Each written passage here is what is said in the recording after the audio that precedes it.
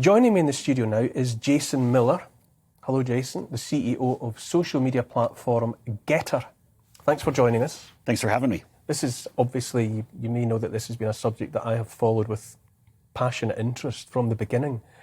I'm assuming that you too support the truckers' protests, or at the very least, their right to protest. Well, absolutely, and I think it's important to keep in mind why this protest is even happening, because these government controls that are going into place, even as the science has clearly shown that it's time to move on from some of the mandates, that now people are being held back to the previous standards. And as certain provinces in Canada, I believe it was Alberta and Saskatchewan, started to relax certain things with regard to the passports and some of the mandates, at the federal level, they were keeping many of those controls in place. And I think Justin Trudeau has really turned a blind eye to people initially, but then now he's starting to use this emergency act and the authoritarian force to go and actually suppress them. And it's real dangerous to see all these free speech rights being taken away.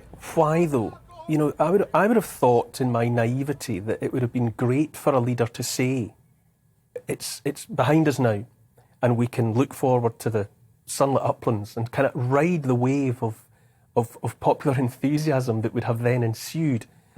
Why would a Prime Minister decide, in the face of the evidence, as you suggest, that the pandemic was on the wane, to tighten the screws? What's the motivation, in your opinion?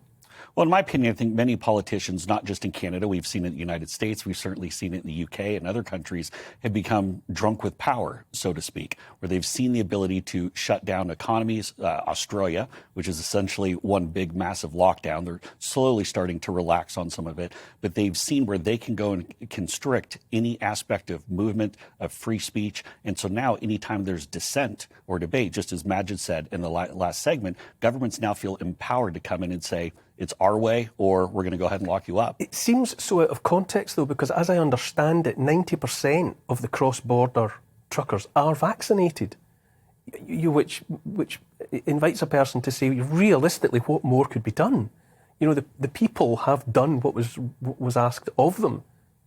Why not let it go? Well, and that's because I think that there's this worldview that many of the leaders have in the Western world where it has to be their way, that the only way that people can survive is if they have these lockdowns or continued mandates. They don't want to admit that they may have been wrong. In fact, in the United States, we have Dr. Anthony Fauci, which how often is Dr. Fauci wrong? It depends on how many days in the week there are. He's consistently proven wrong. I remember when he said at one point you had to wear one mask, then two masks, then no mask. Now, I don't even know how many masks we're back to in the United States now. But so many leaders don't want to admit that they're wrong or that science has proven that it's time to amend the policies.